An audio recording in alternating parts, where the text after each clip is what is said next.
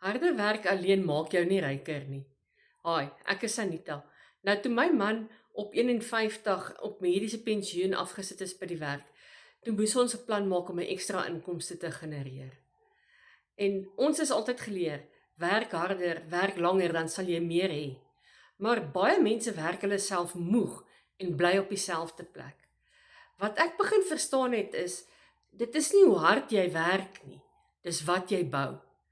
Toe ek begin fokus op 'n eenvoudige stelsel, wat ek net 'n paar ure per dag kan doen, het dinge begin skuif. En dis nie oornag nie, maar dis konstant. En dis hoe gewone mense inkomste begin bou, sonder om hulle hele lewe omver te gooi. Harde werk is nie die probleem nie, dis die strategie. Jy hoef nie alles te los om 'n ekstra inkomste te begin bou nie. Ek wys jou hoe om slim te begin.